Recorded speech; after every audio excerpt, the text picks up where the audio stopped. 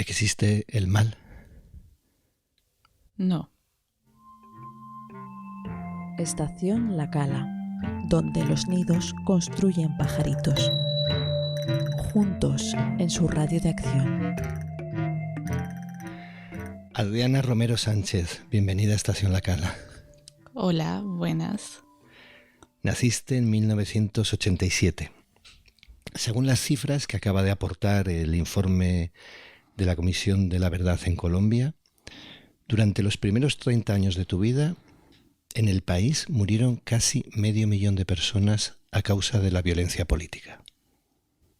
El 80% de las víctimas fueron civiles, no combatientes, y menos del 2% de las muertes fue en combate. ¿Qué sucedió entre 1986 y 2016, el periodo que abarca este informe? Sucedieron muchas cosas. Tenemos un país rural y un país urbano en donde pasaron muchos fenómenos de violencia. Primero, las FARC intentaron hacer un acuerdo de paz con el gobierno, lo hicieron, conformaron un partido político, se llamaba la UP, los exterminaron, se rearmaron, continuó la violencia en el país, se fortalecieron los paramilitares, se fortalecieron los carteles de droga, luego se transformaron en cosas más pequeñas, se intentó conseguir la paz, se desmovilizaron los paramilitares, se intentó conseguir la paz, y durante todo esto pasaron muchos fenómenos de violencia, secuestros, reclutamiento de niños, violencia sexual. ¿Fue una guerra? Fueron muchas guerras, siguen siendo muchas guerras. La Cruz Roja dijo este año, en marzo, que existen 6 conflictos armados en Colombia hoy. Todas guerras civiles. Enfrentamientos armados entre el Estado y grupos armados al margen de la ley. Entre colombianos, no hay ningún agente externo. En principio no. Has empezado a citar FARC, paramilitares. Quizás nos vendría bien situar los actores del conflicto, de este conflicto armado. Te pediría una pequeña nota descriptiva de cada uno de ellos. Guerrillas. Hemos tenido muchas. Ustedes conocen las FARC, han oído porque fue la guerrilla más importante marxista-leninista que tuvo el país. Está todavía el ELN, que se quiere hacer un acuerdo de paz que se viene negociando y que se paró durante el gobierno de Iván Duque, que está terminando ahora. Tuvimos el M-19, de donde salió el presidente Petro, que se desmovilizó y de hecho una cosa importante, se hizo una constitución en el 91 en donde se incluyeron casi todos los derechos que podamos todavía exigir. Estaba el Quintín Lame, el EPL, el ERG. Guerrillas, me imagino que algunas inspiradas en la revolución castrista cubana, otras inspiradas en la teología de la liberación, que estaba triunfante en los años 60. Sí, la orientación de los grupos guerrilleros ha sido distinta entre los distintos grupos. El M-19, por ejemplo, se denominaba a sí mismo como una democracia en armas. El ELN estaba mucho más cerca de la teología de la liberación y digamos que uno de sus integrantes más destacados fue Camilo Torres. Y bueno, cada grupo va a estar más cerca o más lejos de determinadas líneas del marxismo. Camilo Torres, sacerdote, como también fueron sacerdotes Manuel Pérez, Domingo Laín, que además nacieron y vivieron y se formaron muy cerca de donde ahora mismo estamos grabando Estación La Cala. Más actores, gobiernos. Siempre hemos tenido hasta, bueno, lo que se discute hoy es si ahorita comienza el primer gobierno de izquierda. El Frente Nacional fue un acuerdo que se hizo, de hecho, en Sitges, parte de ese acuerdo de compartir el gobierno entre los conservadores y los liberales, y se ha entendido como ese pacto entre élites para gobernar el país por siempre. Esa, digamos, concentración del poder en unos pocos se ha entendido como una de las causas de la violencia en Colombia y está incluido en el acuerdo de paz. El Frente Nacional se constituye en Sitges, España, al amparo de la dictadura de Franco. Seguimos con los actores, Fuerzas Armadas y Policía. La fuerza pública en Colombia está compuesta por la policía, el ejército, la fuerza aérea y la infantería de marina y demás fuerzas de agua. Creo que han sido un actor muy relevante del conflicto colombiano y ya lo reconoce el acuerdo de paz. Paramilitares. La pregunta que se hace hoy la JEP, el tribunal que se creó para juzgar a los actores del conflicto luego de este acuerdo de paz de 2016, se está preguntando en este momento cuál es la relación que hay entre paramilitares y fuerza pública. ¿Cómo se podía definir a los paramilitares mientras existieron, si es que han dejado de existir? Bueno, alguna vez en una prisión uno de los funcionarios que estaba a cargo de su cuidado me caracterizaba a los paramilitares en 3 tipos.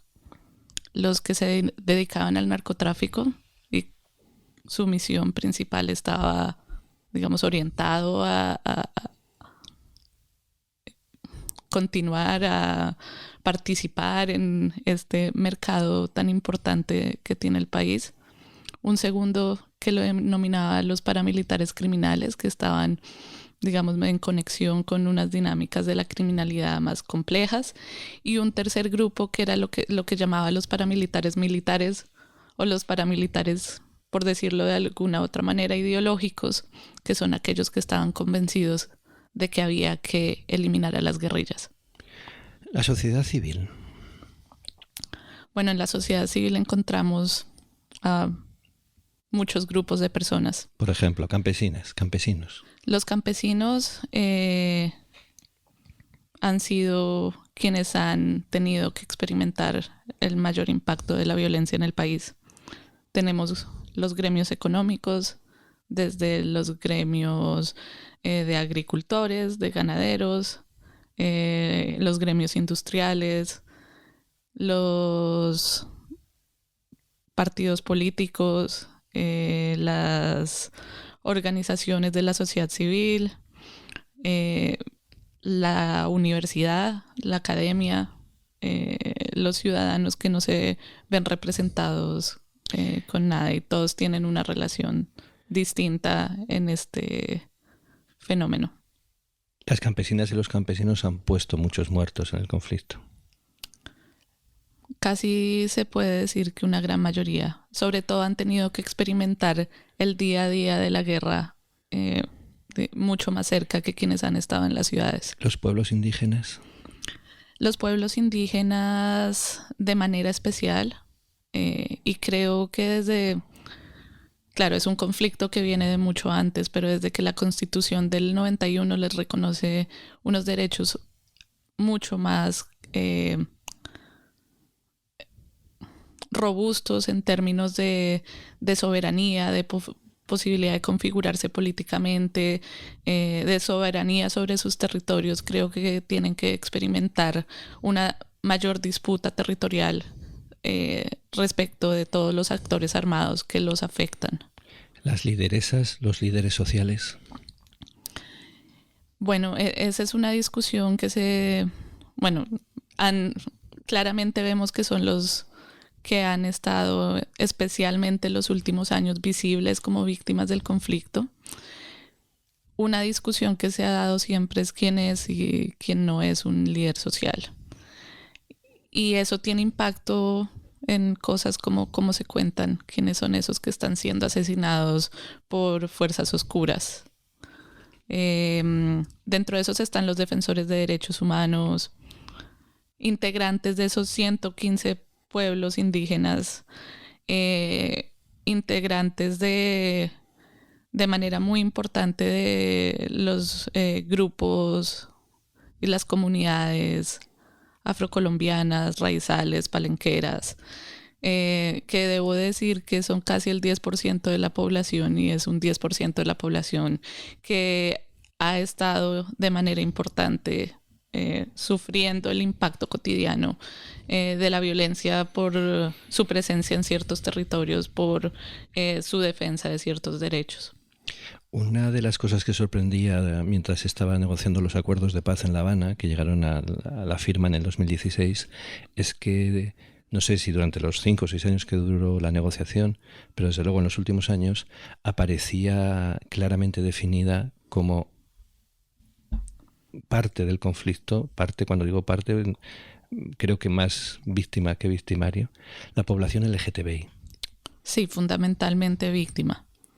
Y una cosa importante es que el control de la población que hicieron, creo sin excepción, los actores armados, implicaba no tolerar la diferencia en los territorios, y una de esas diferencias intolerables ha sido el comportamiento, la forma en cómo las personas han querido construir su identidad de género, su orientación sexual. ¿Qué espacio tiene el narcotráfico, los narcotraficantes en el conflicto? Uno de los asuntos que se discute cotidianamente es que el narcotráfico ha sido una de las fuentes principales de financiación del conflicto, y eso es lo que hace que el conflicto y el narcotráfico no se pueda desligar, aun cuando hay una importante discusión sobre luego qué hacemos con esas personas que se han enriquecido a través del narcotráfico y por lo tanto a través del conflicto. Si pensamos en enfrentamiento de ejércitos, a veces el narcotráfico pareciera alejarse, pero si entendemos el conflicto como un conjunto de elementos, de fenómenos, de prácticas y de actividades que configuran la posibilidad para el ejercicio de la violencia contra la población, el narcotráfico tiene que estar en la cabeza. Y por acabar la lista, que creo que se podría prolongar, ¿qué papel jugaron los medios de comunicación en el conflicto?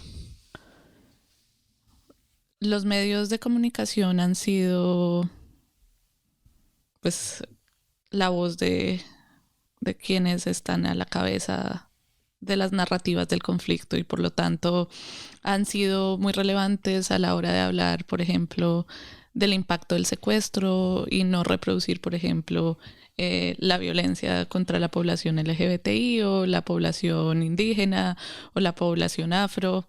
Han sido muy importantes para construir enemigos y para construir la imagen de los actores del conflicto. La niña Adriana Romero sabía al principio de la década de los 90 que el país estaba en guerra civil. Sin duda.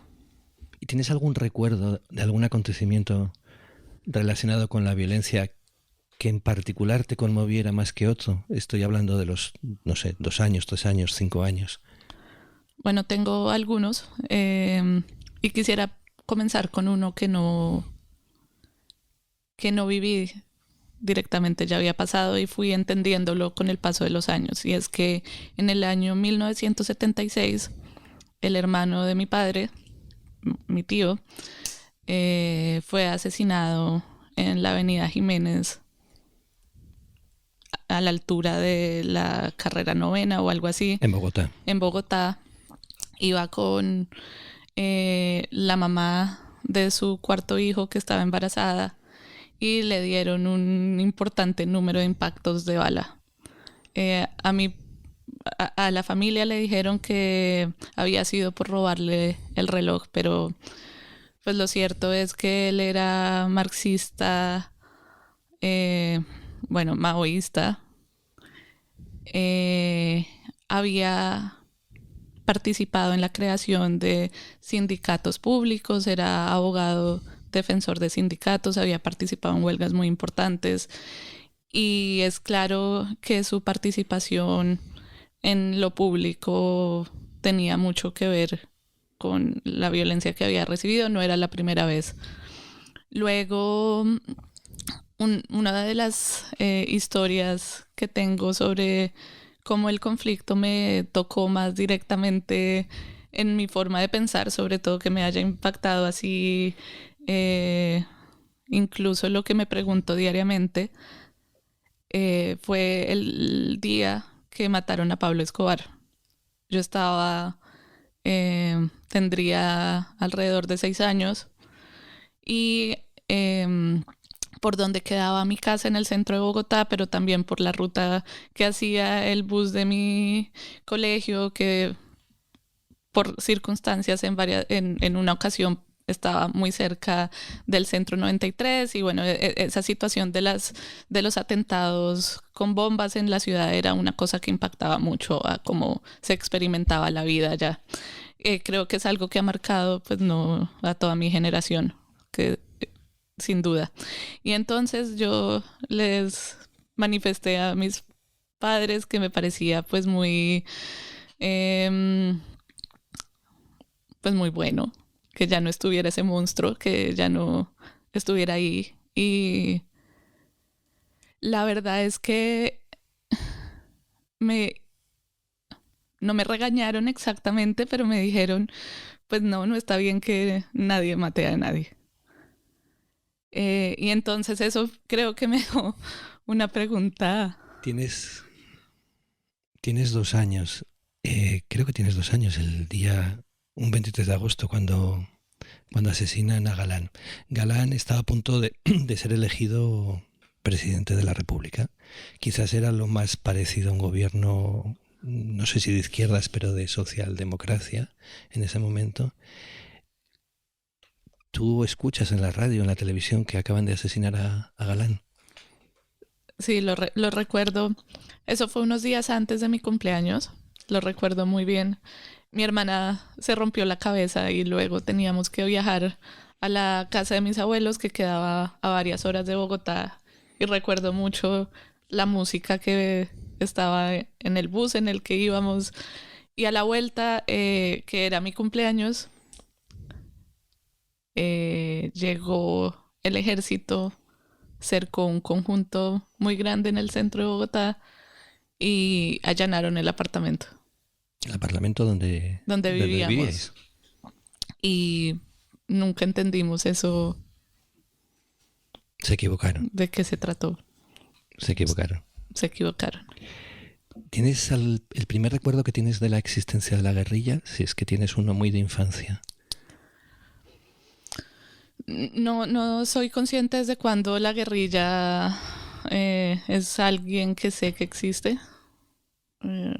Porque además pues estuvo muy presente el M-19 con la desmovilización en los 90 y pues siempre se habló de eso, pero recuerdo cuando mis primas me relataban, ellas vivían en un municipio del Huila y me contaban cómo la guerrilla se tomaba ese municipio por alguna disputa, digamos, política, o esa era la leyenda, la historia que se contaba allí, que por alguna disputa emocional, personal, estaban ensañados contra ese pueblo, entonces se lo tomaron unas 2 o 3 veces. Y entonces se tenían que esconder debajo de la cama, tenían que protegerse con el colchón, hablaban sobre lo fuerte que sonaban los explosivos, las personas secuestradas que eran amigos, vecinos o cercanos a ellos que habían quedado en una iglesia, eran, digamos, historias que estaban presentes. ¿Cuándo decides estudiar Derecho? Nos has hecho pensar que quizás fuese 23 de agosto, perdón, ese diciembre del 93 cuando matan a Pablo Escobar. No. ¿Cuándo decides estudiar Derecho? ¿Por qué decides estudiar Derecho? Bueno, yo decido estudiar Derecho cuando estaba en el último año del bachillerato y fue repentino porque estaba entre las matemáticas y el derecho. Y creo que la prisión, la idea de que hay un lugar en donde las personas pierden la libertad, me impactaba, pero además había dos factores en mi vida. Una familia casi difuminada en el caso de mi papá, que había tenido una larga tradición con el derecho. Tengo primos abogados, mis tíos eran abogados, mi abuelo era abogado y casi nulo era el contacto que yo construí hasta hace unos pocos años con ellos. Pero también creo que Colombia tiene un problema y es que los abogados son los que pueden de alguna manera disputar muchas cosas en el país. Y te especializas en política criminal. ¿Qué es la política criminal? Si lo pensamos desde la política criminal como una política, la política criminal es el conjunto de medidas para enfrentar el crimen, que se materializan fundamentalmente a través del sistema penal. Y quien estudia la política criminal es aquella persona que quiere entender eso, cómo funciona. No es lo mismo crimen que delito, ¿o sí?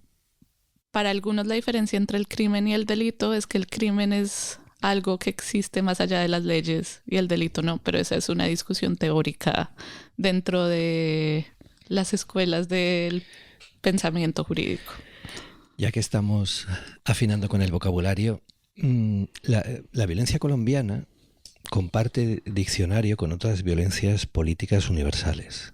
Te voy a pedir que nos ofrezcas alguna nota de cómo se concreta en la realidad colombiana cómo se concretan actuaciones que reconocemos en otros conflictos, que las bajes a la tierra, que las bajes al ejemplo. La primera palabra de este diccionario de violencia es desaparición.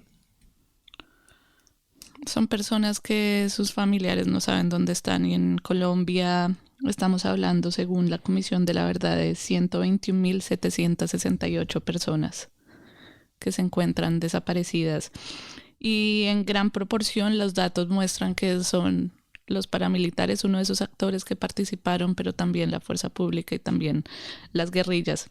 Ahí quisiera hacer una nota, y es que en muchos casos puede ser que los paramilitares aparezcan con un número importante de datos y hay que destacar de dónde salen los datos.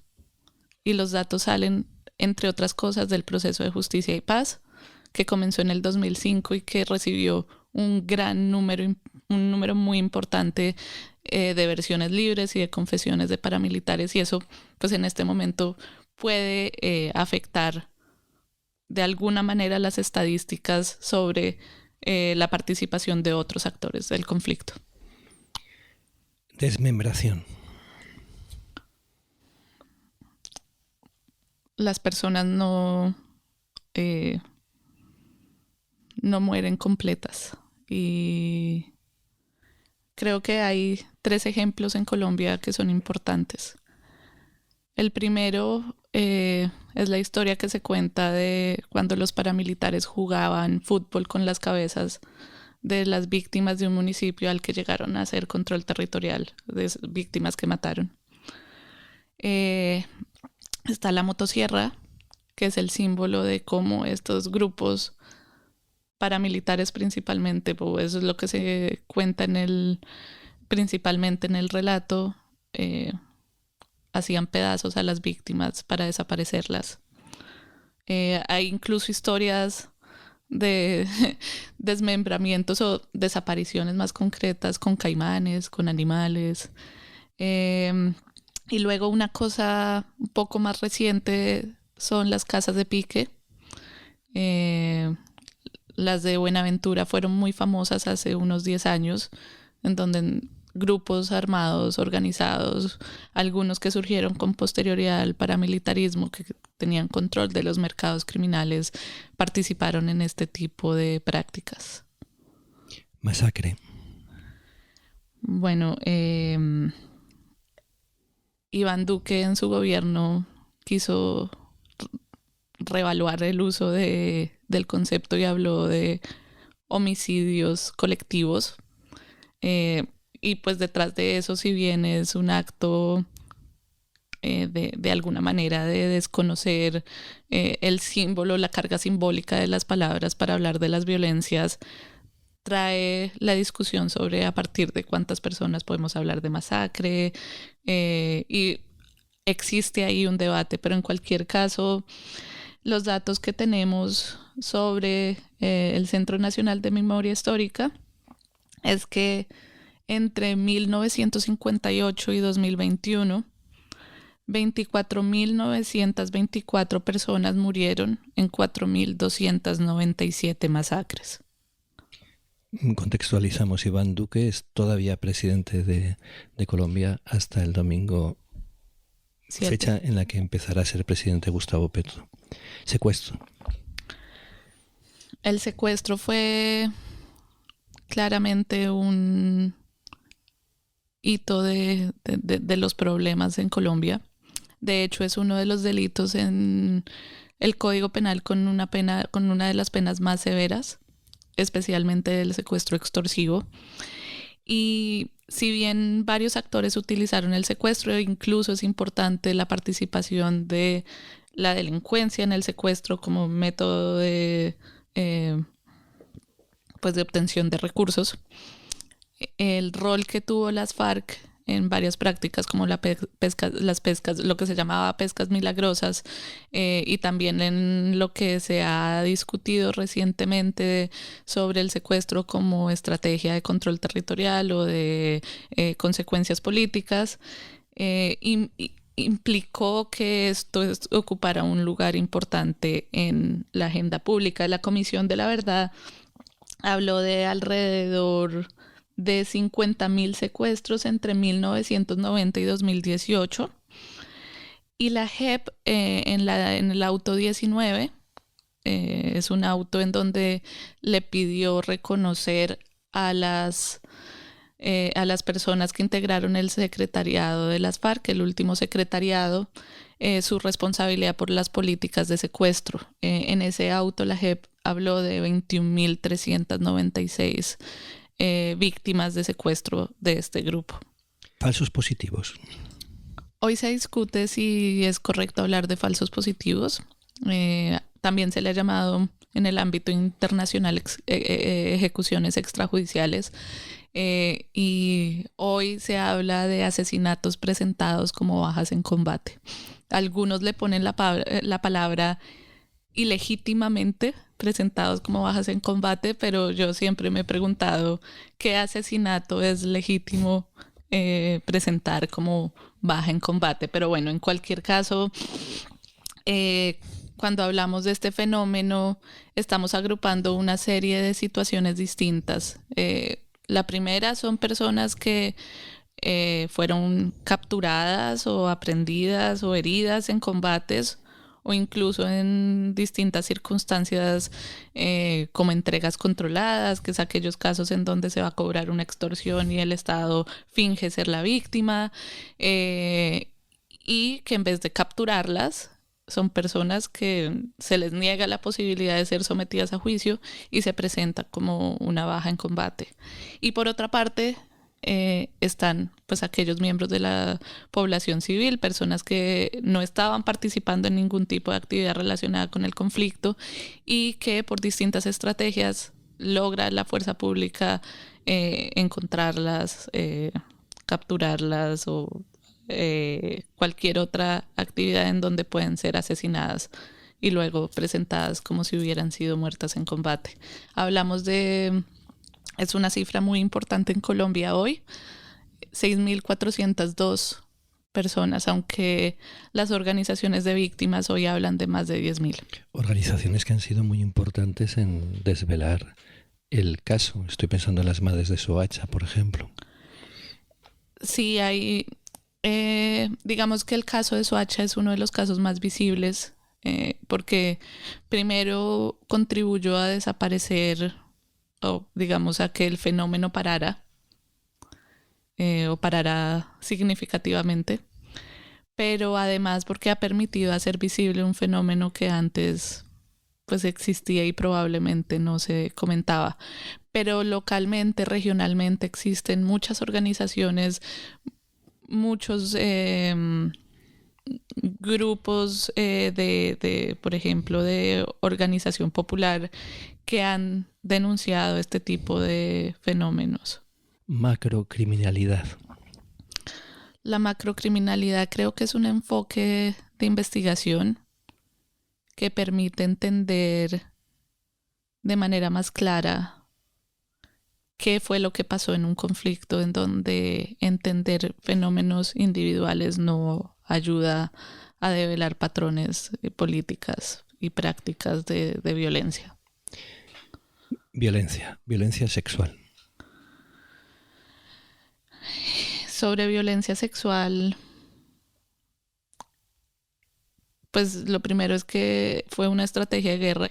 Tenemos unos datos todavía pues muy limitados, pero así como hoy pueden ser limitados, creo que podemos develar alrededor de unas 20,000 personas, tal vez un poco menos, es la cifra oficial del Centro de Memoria Histórica, fueron víctimas de violencia sexual, y dentro de ellas hay un número de alrededor de 2,000 personas que han sido reconocidas como víctimas de hombres que han sido reconocidos como víctimas de violencia sexual. Si en este podcast insertáramos música, ahora haríamos una pausa. No la insertamos, ya les digo que en este podcast no se inserta música, por ahora. Ahora haríamos una pausa, escucharíamos una cumbia, un bullerengue, un vallenato. Respiraríamos,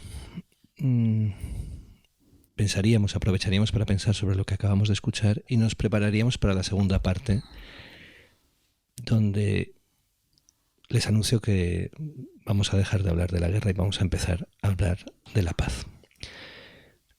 Adriana Romero, desde 2018 a 2021 has trabajado en el Sistema Integral de Verdad, Justicia, Reparación y Garantías de No Repetición. ¿Cómo nace ese Sistema Integral de Verdad? ¿De qué se ocupa? ¿Cuáles son sus fines?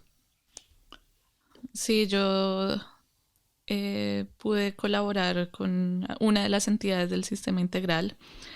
El Sistema Integral es la respuesta en el acuerdo de paz que se firma entre las FARC y el gobierno colombiano para responder a las víctimas del conflicto armado.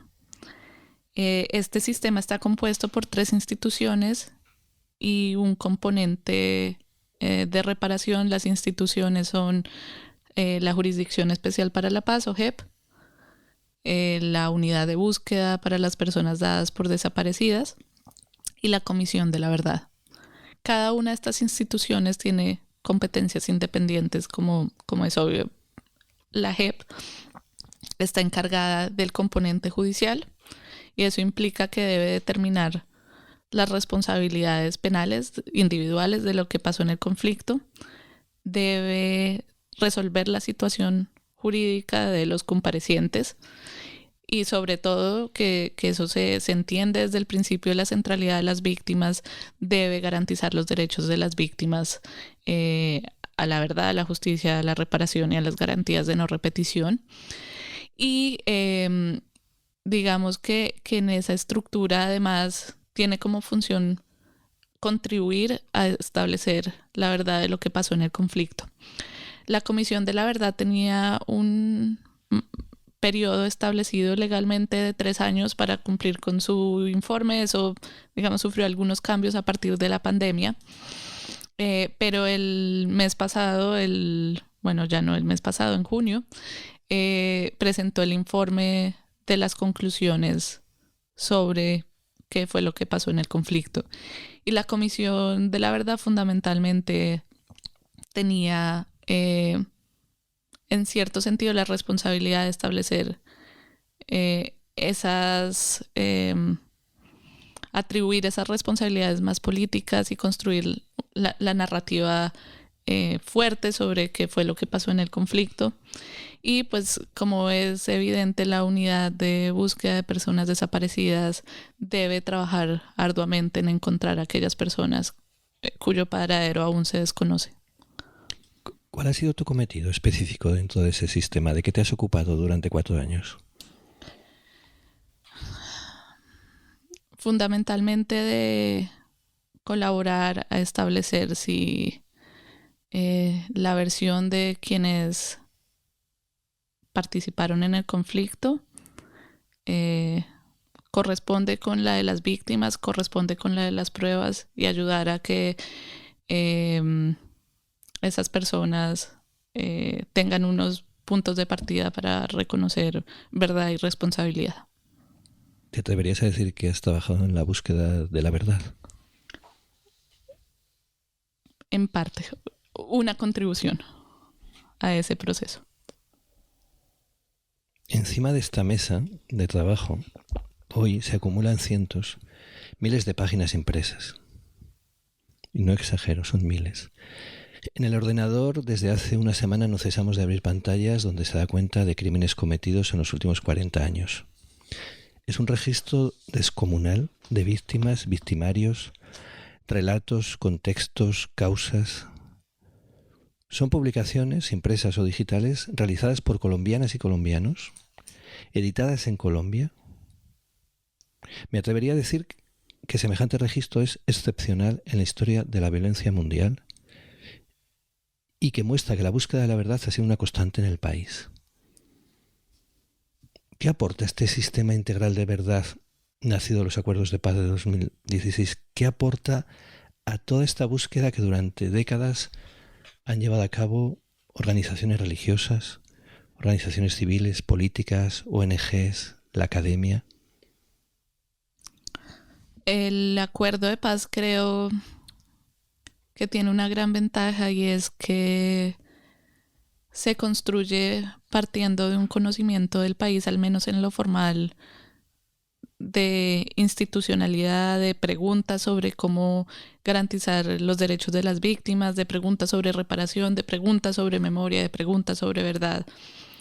Por ejemplo, la Comisión de la Verdad se define como una institución relevante en el acuerdo de paz entre las FARC y el gobierno, pero antes de la comisión ha habido un conjunto de instituciones públicas cuya función ha sido poder construir la verdad: el Centro Nacional de Memoria Histórica y antes el Centro Nacional de Reparación. Entonces, eso solo como ejemplo de que el país, así en algunas prácticas o en algunas funciones, pareciera empezar de cero, o algunos de sus funcionarios parecieran empezar de cero. El modelo está pensado para que se construya sobre lo construido, y un ejemplo de ello es la idea de informes que tienen tanto la Comisión de la Verdad como la JEP, y es que las dos instituciones deben partir a desarrollar su función a partir de informes que entreguen tanto entidades públicas como organizaciones sociales. De hecho, todos estos informes son los que te están permitiendo dar unas cifras absolutamente concretas. Yo he empezado hablando de 500.000 de personas muertas, pero tú cada vez que das una cifra la das con una exactitud. Eso quiere decir que hay un registro exhaustivo. Sí, hay un registro exhaustivo, pero también son cifras que han venido variando con el paso de los tiempos, y que probablemente con el ejercicio judicial pudieran variar, pudieran transformarse, pudieran aparecer nuevas características, nuevas formas de contar la violencia. ¿Cómo de importante es establecer las autorías individuales de la violencia? Es decir, ¿fue este señor el que disparó? Me atrevo a decir que eso es casi imposible si se piensa en las magnitudes del conflicto colombiano. Y creo que el modelo que trae este acuerdo de paz trata de reconocer las principales preocupaciones que incluso surgieron en Justicia y Paz. Hace unos 10 años se decía que si Justicia y Paz no se reformaba, podría estar acabando su misión en 100 y pico de años después. Y entonces eso, la idea de establecer las responsabilidades individuales a un nivel de detalle exhaustivo, creo que se ha reconocido como algo imposible. Importante, pero imposible, que hay que comenzar a negociar con estándares internacionales en donde se establece que todas las víctimas tienen derecho a saber lo que pasó, a que se investigue, se juzgue y se condene a los responsables de esos fenómenos. Y eso creo que además se conecta con la necesidad de ponerle cara a las violencias, ¿no? De ponerle un rostro, un responsable a las caras de la violencia, y creo que lo que busca el modelo, lo que ha buscado el modelo es que esa cara se construya a partir de la idea de los máximos responsables, entendiendo el fenómeno un poco en una dimensión macrocriminal. ¿Y cómo de importante es establecer las responsabilidades colectivas? El día que se presenta el informe de la Comisión de la Verdad en el Teatro Jorge Eliezer Gaitán, ustedes pueden ver toda la presentación en YouTube, desde la web de la Comisión de la Verdad. De Rus, que preside esa comisión, lanza una cantidad de preguntas, digo de memoria, ¿qué hicieron durante todos estos años los medios? ¿Qué hicieron los jueces? ¿Qué hicieron los maestros? ¿Qué hicieron? Lanza una cantidad de preguntas a la sociedad civil. ¿Cómo fueron las responsabilidades colectivas y cómo de importante es establecer cómo fueron las responsabilidades colectivas? Creo que una característica del conflicto colombiano es que ha buscado simplificar las responsabilidades colectivas. Y el valor que tiene esa declaración del presidente de la Comisión de la Verdad es que cada ciudadano, cada persona que experimentó por décadas la violencia se pregunte a sí misma cuál es su rol a un nivel individual, pero además a un nivel colectivo, entender que el conflicto no es solo, digamos, la agencia individual de unos actores individualmente considerados, sino también parte de la estructura social y de las instituciones y de cómo se vive, cómo se organiza la sociedad y cómo se dirimen los problemas. En ese sentido es fundamental. ¿Conocer qué ha pasado sirve para entender por qué ha pasado? Depende de cómo se pregunte, pero tradicionalmente los procesos penales fallan en preguntarse por qué ha pasado y simplemente establecen o buscan establecer qué ha pasado. Y desde esa perspectiva, este modelo que tiene el acuerdo de paz incluye explícitamente la pregunta de por qué ha pasado y qué es eso que ha permitido, que haya sido una condición de posibilidad para que hubiera ocurrido. ¿Y conocer qué ha pasado sirve para que no se repita? Ese es un punto de partida de la justicia transicional, pero tengo dudas sobre qué podemos hacer con la información y podemos hacer muchas cosas. Podemos pensar en causas eventualmente o factores sobre un determinado fenómeno de violencia e implementar medidas para que no se ocurra, o podemos tener la receta para ese fenómeno de violencia. Y otro aspecto para mí esencial en esa pregunta es el miedo a la verdad y lo que puede generar el miedo a la verdad y el miedo a la responsabilidad en un contexto social en donde no se quiere que se sepa que alguien tuvo una responsabilidad. A lo largo de tu carrera profesional te has encontrado con un número significativo de victimarios, de personas que habían podido asesinar a alguien o secuestrar a alguien o hacer cualquier delito. Algunos de ellos además te los has encontrado en las cárceles donde estaban. ¿Has hablado con ellos? Imagino que en algún momento os habéis mirado a los ojos. ¿Has llegado a entender por qué un ser humano es capaz de semejante violencia?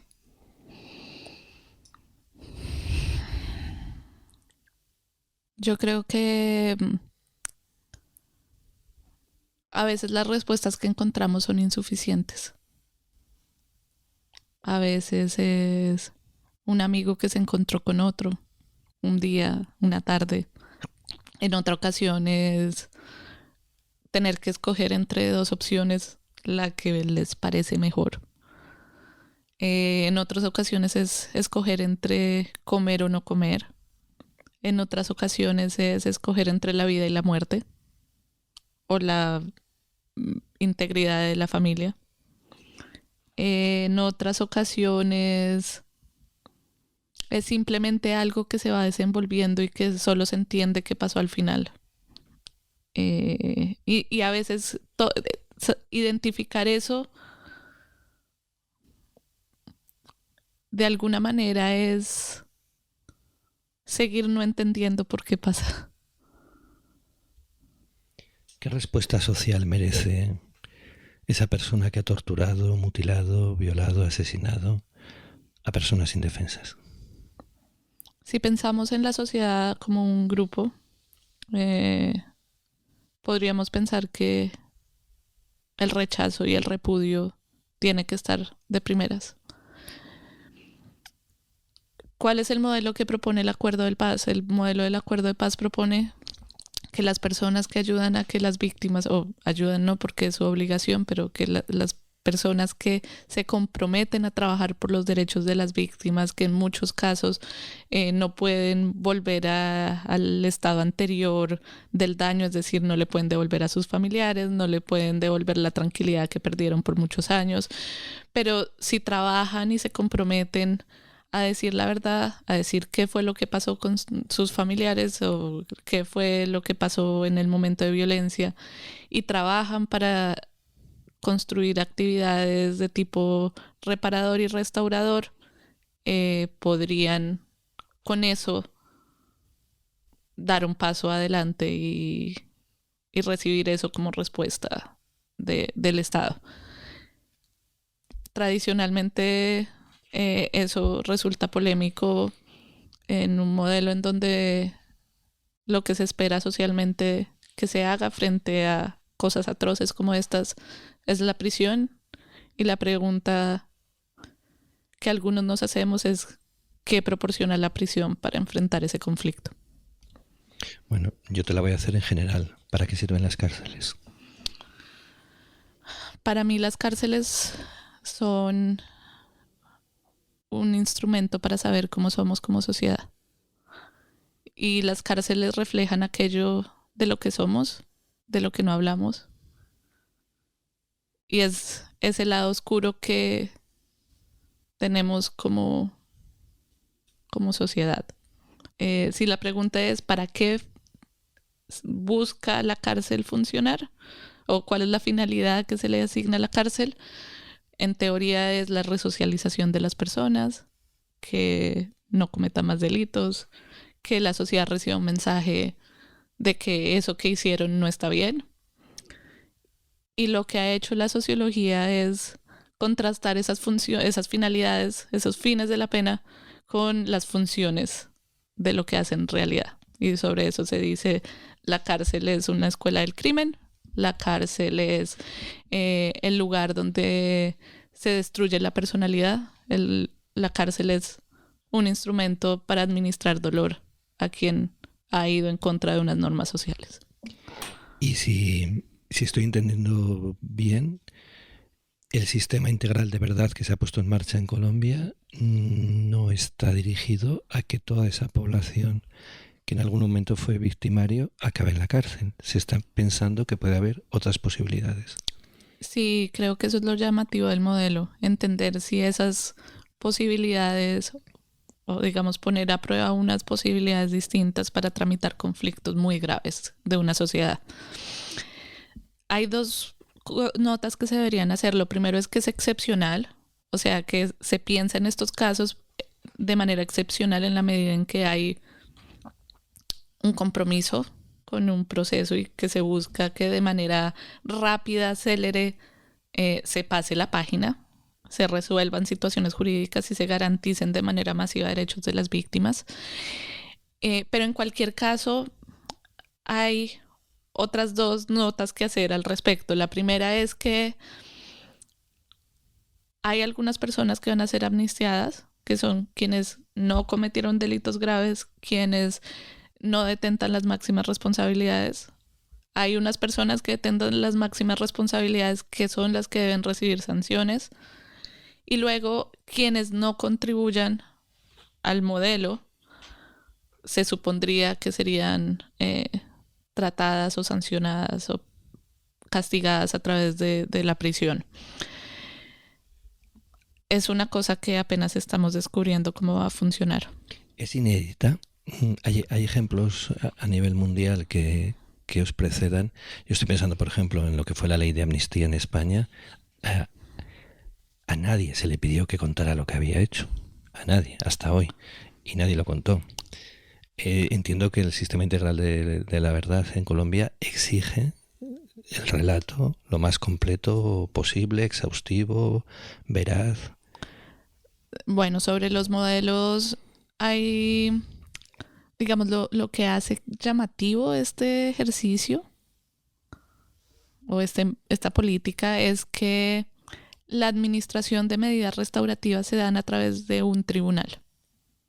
Ha habido ejemplos de procesos de reparación, como el de Ruanda, o como eventualmente se han podido, digamos, identificar en contextos comunitarios mucho más controlados. Y es llamativo que a través de un tribunal con una capacidad de enunciación se tramite un ejercicio restaurativo de estas dimensiones sobre máximos responsables. No es innovador en términos de amnistías. Digamos, incluso el país ha tenido amnistías de manera sistemática, más de 100 desde los 50. Pero es también, digamos, llamativo el hecho de que esto esté articulado dentro de un modelo complejo. Las amnistías siempre han sido condicionadas, es decir, siempre han estado dependiendo de que las personas cumplan con una serie de requisitos, no delinquir, no hacer otro tipo de actos de violencia, etc. Y en el caso de los miembros de la fuerza pública que por primera vez se incluyen en un tribunal en Colombia de estas características, no se les ofrece amnistía, sino otro tipo de renuncias a la persecución penal, entre otras cosas porque esto reconoce estándares internacionales en donde dice que el Estado no puede hacer autoamnistías. Y adicionalmente, la investigación macrocriminal, si bien ya se venía trabajando en Justicia y Paz, tiene algún tipo de novedad que hay que analizar como con un poco más de atención sobre, en la práctica, que nos trae sobre la investigación de crímenes internacionales. Que hay que analizar en la práctica ahora. Estamos hablando de un presente, no estamos hablando de algo que se haya terminado, no estamos hablando de un proceso concluido. ¿Cómo se abandona la violencia? Creo que la respuesta que nos da el acuerdo de paz en Colombia, y creo que hay que darle la oportunidad de conocerlo, es que el acuerdo de paz en Colombia, o la paz en Colombia, se construye dando alternativas políticas a quienes han estado excluidos de la participación, desmontando el paramilitarismo, incluyendo soluciones al problema de drogas, haciendo procesos de reintegración exitosos que, entre otras cosas, incluyan la protección de los firmantes del acuerdo, y hoy ya tenemos casi 350 o una cifra similar de firmantes del acuerdo de paz asesinados en alrededor de 5 años, permitiendo la participación política de las FARC, que ha sido uno de los puntos más polémicos de este acuerdo, permitiendo el acceso a la tierra a los campesinos y finalmente reparando y garantizando los derechos de las víctimas de la violencia. Eso es hacer una revolución en el más amplio sentido de la palabra revolución. Pues esa era una de las discusiones más importantes contra la Mesa de La Habana, si es que los derechos de la gente los iba a traer un acuerdo con las FARC. Creo que la Constitución del 91 incluye un catálogo de derechos, algunos que están por materializar de manera importante. Y si un pacto político contribuye a catalizar esa garantía, pues debería poder ser bienvenida.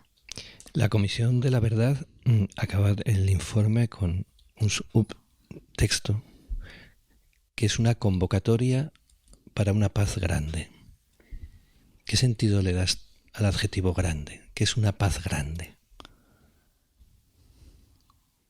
Yo me imagino que uno de los puntos centrales y que habría que reconocer es que en el país se ha buscado construir la paz de muchas formas, simultáneamente a la violencia y simultáneamente a intervenciones de distinto orden de los actores que han participado en el conflicto.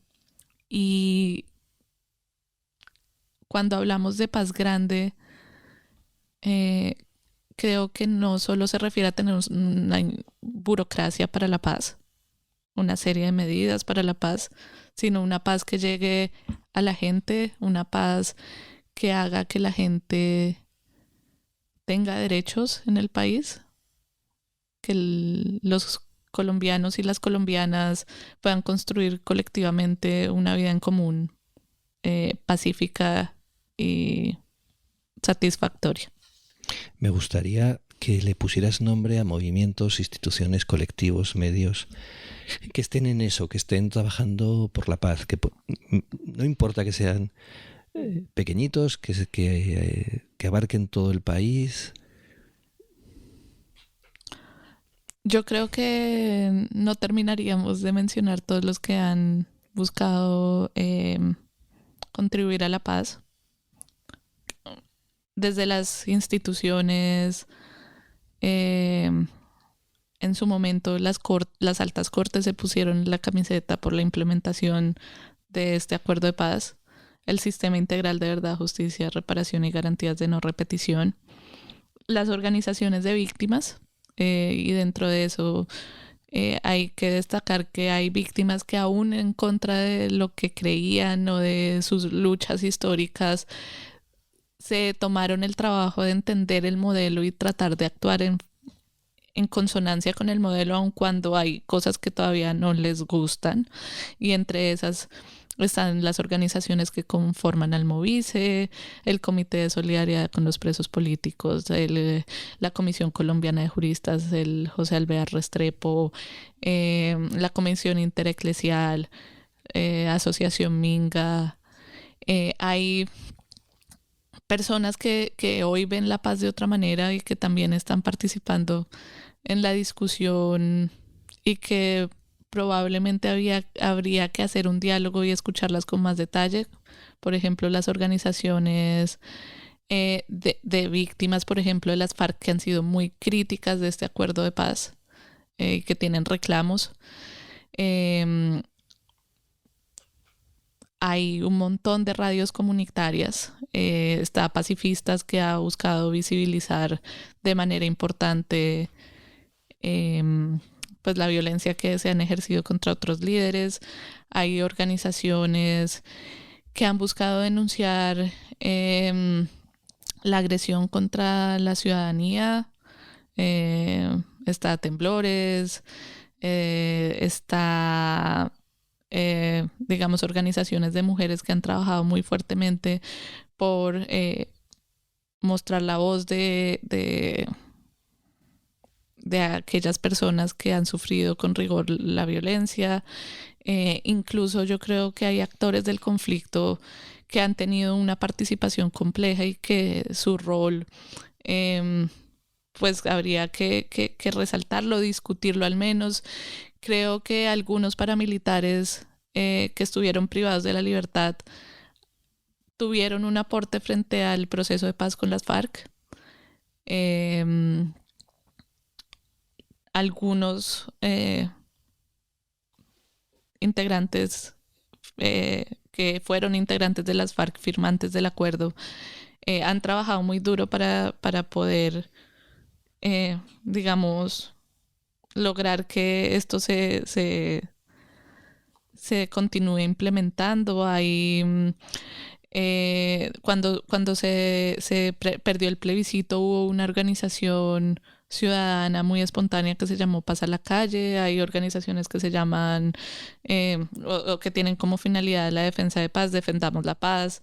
Creo que el apoyo de la comunidad internacional también ha sido decisivo. Yo voy a recomendarles especialmente, bueno, recomiendo muchas de las cosas que acabas de citar y que a nosotros nos han servido durante estos meses para preparar el podcast, pero sí que recomendaría las dos webs institucionales que más hemos manejado durante todo este tiempo. Una es la de la Jurisdicción Excepcional para la Paz, la JEP, y la de la Comisión de la Verdad de Colombia. Y para quienes nos estén oyendo y quieran saber qué van a encontrar allí, van a encontrar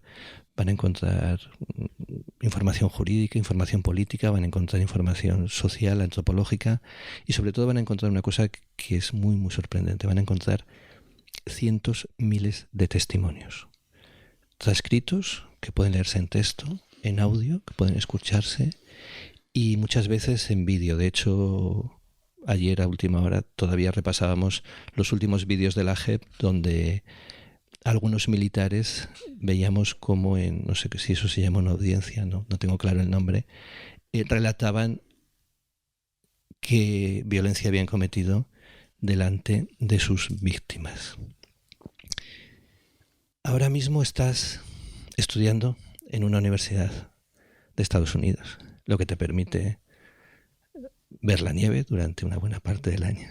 No creo que hayas viajado hasta ahí solo para ver la nieve. ¿Qué quieres saber? Además de aprender a leer y escribir, nuevamente quiero entender la experiencia que he tenido estos últimos años. Quiero poder de alguna manera saber cómo expresar que la prisión es nuestra radiografía y cómo hacer para construir unas alternativas sociales en donde tengamos una forma de resolver los conflictos menos violentas y menos dolorosas. Hacia el final de nuestros programas proponemos una serie de palabras e invitamos a la persona entrevistada a que comente brevemente, a que describa, a que interrogue o que deje un silencio, si es más oportuno que cualquier otra palabra. La lista. Confesión. Asumir la responsabilidad. Culpa. Cristiana. Pena. Dolor administrado por el Estado. Perdón. Entender al otro. Amnistía. Silencio. Juicio. Un método para construir la verdad. Olvido. Algo que no se vuelve a nombrar. Impunidad. Y habitualmente lo entendemos como que el Estado no administró el dolor que tenía que administrar. Castigo. Consecuencia. Criminal. Lo que hace a una persona que va en contra de las normas. Reparación. Tratar de devolver a lo que había antes del daño y si no, poder transformar esa situación para que sea mejor. Restitución. Devolver. Compensación. En muchos casos, pagar. Rehabilitación. Permitir que algo vuelva a funcionar. Satisfacción.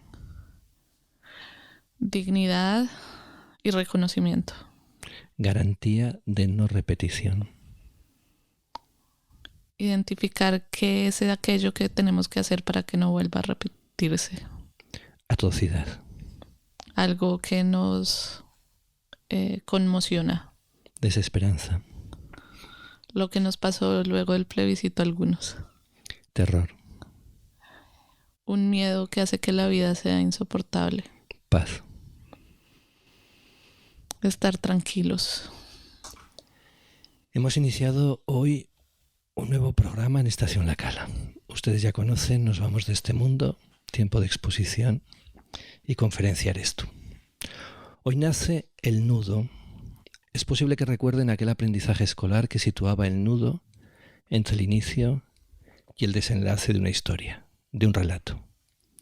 Ese momento en el que todo estaba planteado y nada resuelto.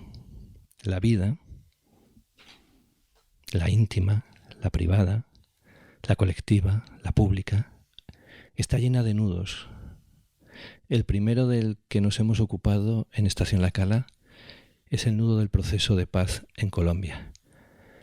Adriana Romero Sánchez se puede decir que en condición de ser la primera ha sido pionera. Gracias. Gracias por ayudarme a desatar ese nudo. Hemos entrevistado a Adriana Romero Sánchez. Estación La Cala es posible gracias al apoyo de nuestros mecenas.